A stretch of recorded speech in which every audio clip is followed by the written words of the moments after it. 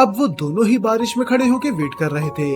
बारिश की वजह से फायरवर्क्स का प्लान तो कैंसिल हो ही गया था। तो अब सोराना के पास बस दो ही रास्ते थे, या तो वो उसे घर जाने दे या फिर ये इसे यहीं पर खड़ा रखे। तो पहला आइडिया तो वो हटा ही देता है, क्योंकि वो उसे इतनी तेज बारिश में अकेले घर जाने नहीं दे सकता था। और दूसरा प्लान भी काम नहीं करेगा, क्योंकि अगर वो यहाँ पर खड़े रहेंगे तो कोहारू बीमार पड़ जाएगी। तो फिर वो ढूंढता है तीसरा रास्ता, वो उसे लेके जाता है अपने घर पर। अब कोहारू उसके घर पे आके खुश थी, क्योंकि वो पहली बार यहाँ पर आई थी और यहाँ पर उसे थोड़ी दिक्कत भी होने वाली थी, क्योंकि वो इस जगह से बिल्कुल भी फेमिलियर नहीं है। तब कोहारू उससे कुछ पूछती है कि मेरे तो पूरे कपड़े ही गीले हो चुके हैं, क्या तुम देख के बता सकते हो कहीं तुम्हें मेरे कपड़े के आर पार तो नहीं दिख रहा। और उसे सच में उसके कपड़ों के आर पार दिख रहा था, क्योंकि बारिश की वजह से वो पूरी तरह उसके शरीर से चिपक चुके थे। पर वो झूठ बोल देता है कि मुझे कुछ नहीं दिख रहा, पर वो टॉवल से उसका पूरा शरीर कवर कर देता है। वो बोलता है कि तुम इसे पहने रखो वरना तुम्हें सर्दी लग जाएगी, और बहुत देर तक कोई कुछ नहीं बोलता। तब कोहारू बोलती है क्या ये सच में तुम्हारा बेड है, और वो उस पे कूद जाती है। उसे ये सब करने में बहुत ज्यादा मजा आ रहा था, पर ये करते समय उसकी स्कर्ट थोड़ी ऊपर हो जाती है। पर सोरानो उसे जल्दी से वार्न कर देता है। हाँ, इस बात के लिए कोहारू उसे टीज तो करती है, पर ज्यादा नहीं। पर वो इस बात का बुरा नहीं मानती, क्योंकि उसे पता था कि सोरानो वैसा लड़का नहीं है। तब वो फायरवर्क्स क्लब के बारे में बात करने लग जाती है कि अगर मैं उस क्लब में होती तो मैं उन फायर क्रैकर्स को कितनी पास से सुन पाती। तब सोरानो बोलता है अगर ऐसा है तो तुम्हारे साथ वो क्लब मैं भी ज्वाइन कर लूंगा। अब वो बाद में नोटिस करते हैं कि बारिश पहले से बहुत ज्यादा कम हो चुकी है, तो ये दोनों साथ में घर जाते हैं और वो बात करने लग जाते हैं फायरवर्क्स के बारे में ही। कोहारू को थोड़ा बुरा लग रहा था कि बारिश की वजह से फेस्टिवल कैंसिल हो गया। अब उसे फायरवर्क्स देखने के लिए 1 साल इंतजार करना पड़ेगा। पर तब कोहारू खुद ही बोलती है कैसा रहेगा कि अगर हम समर फेस्टिवल में खुद पटाखे फोड़े जो हम लेके आए हैं। और सोरानो को ये आइडिया पसंद आता है। वो बोलता है कि मैं बाकी लोगों को भी बुला लूंगा। अब ये दोनों बहुत ही पास खड़े हुए थे। कोहारू ने उसका हाथ कस के पकड़ के रखा था, क्योंकि ये एक ही छाते के नीचे थे तो इनके पास और कोई रास्ता था भी नहीं। पर तब कोहारू अचानक से पूछ लेती है कि क्या तुम्हारी कोई गर्लफ्रेंड है, और सोरानो तो बिना कुछ सोचे समझे ही ना बोल देता है। और ये सुन के कोहारू बोलती है कि बहुत अच्छी बात है। अब वो उसके सवाल से इतना ज्यादा कंफ्यूज नहीं था जितना उसके जवाब से हुआ।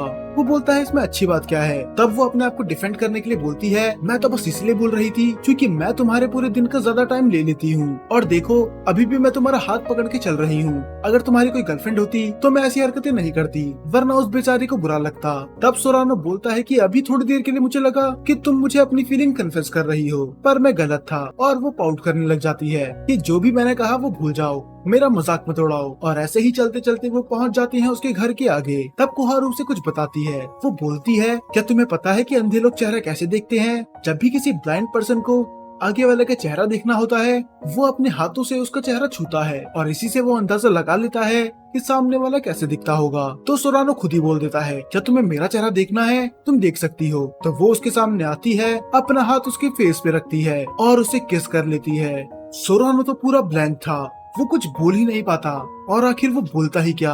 और वैसे भी इससे पहले वो कुछ बोल पाता वो उसे गुड नाइट बोल के अपने घर चली जाती है।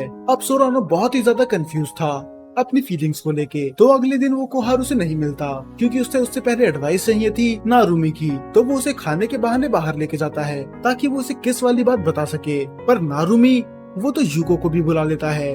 बेचारा सोरानो सोच रहा था कि वो उसे प्राइवेटली वाली बात बताएगा, पर अब तो यूको भी यहाँ पर आ चुकी है और ये ऐसे ही खाना खाने लग जाते हैं। वो बस सोच रहा था किसी तरह यूको यहाँ से चली जाए, फिर वो फ्रीली नारुमी से बात कर पाएगा। पर वहाँ पर एक गलती हो जाती है। वहाँ की वेट्रेस सोरानो को टी की जगह बियर का ग्लास दे देती है। अब सोरानो इतना ज्यादा जल्दी में था और इतना ज्यादा नर्वस था, तो वो बिना सोचे समझे एक ही घुट में बहुत ज्यादा बियर पी लेता है, और इसी की वजह से उसे बहुत ज्यादा नशा हो जाता है। तब नारुमी उससे बोलता है चलो आप मुझे बता दो तुम मुझे यहाँ पर क्यों लेके आए थे। तुमने कहा था कि तुम्हें कोहारू के बारे में कुछ बात करनी है। और अब वो नशे में था तो अब वो ज्यादा सोचता समझता नहीं है, और वो साफ कन्फेस कर देता है कि कल क्या हुआ था।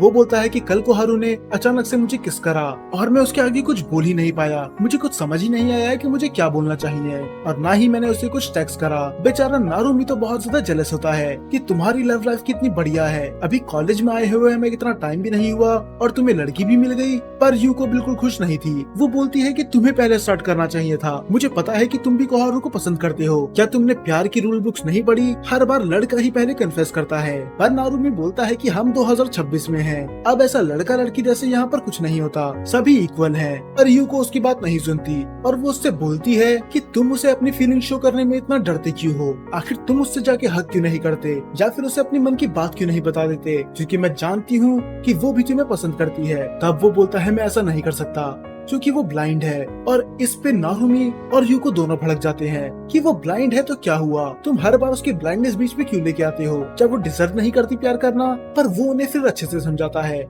कि मेरा मतलब वो नहीं था, दरअसल वो ब्लाइंड है तो मैं उसे अचानक से जाके हग नहीं कर सकता या फिर उसे अचानक से पीछे से जाके पकड़ लूं बिना उसकी वार्निंग के। अगर मैं ऐसा करूंगा तो वो डर जाएगी और फिर दोनों ही जोर जोर के हंसने लग जाते हैं। उन्हें पहले ऐसा लग रहा था कि ये उसकी ब्लाइंडनेस की वजह से उसे डेट करना नहीं चाहता, पर सच्चाई तो ये थी बस ये चाहता है कि वो डर ना जाए। यूको भी बोलती है कि मुझे तो लगा तुम बहुत ज्यादा बुरे हो, पर अब पता चल रहा है कि तुम तो बहुत ज्यादा इनोसेंट हो। पर तब वो बोलती है कि चलो तुम्हारी बात तो सही है, पर तुम्हें उसे कुछ तो रिप्लाई करना होगा। अब कल उसने तुम्हें किस करा तो तुम उसे ऐसे ही नहीं छोड़ सकते। तो चलो मुझे बताओ तुम्हें कोहारू में क्या पसंद है, उसका फेस, उसका फिगर या फिर कुछ और फिर वो बोलता है कि उसकी स्माइल। वो पता नहीं ये ऐसी सिचुएशन में भी कैसे हंस लेती है। जब मेरे पेरेंट्स का डिवोर्स हुआ था मैं तो 24 घंटा उदास रहता था, मुझे ऐसा लगता था कि मुझसे बुरी जिंदगी किसी की हो ही नहीं सकती, पर मैं गलत था। कोहारू जो देख भी नहीं सकती वो फिर भी खुश रहती है और यही रीजन है कि मुझे उसकी स्माइल पसंद है। तब यूको फोन निकालती है और उसे रिकॉर्ड करने लग जाती है। वो बोलती है कि चलो हम फिर प्रैक्टिस कर लेते हैं। तुम ऐसा इमेजिन करो कि तुम्हारे सामने है कोहारू और वो नशे में तो वैसा ही था। तो वो खड़ा होता है और अपनी फीलिंग कन्फेस कर लेता है कि कोहारू मुझे तुम पसंद हो, क्या तुम मेरे साथ डेट पे जाना पसंद करोगी। कान के सभी लोग उसकी आवाज सुन लेते हैं और सभी क्लैप करने लग जाते हैं और यूको वो वीडियो एंड करके भेज देती है कोहारू के पास।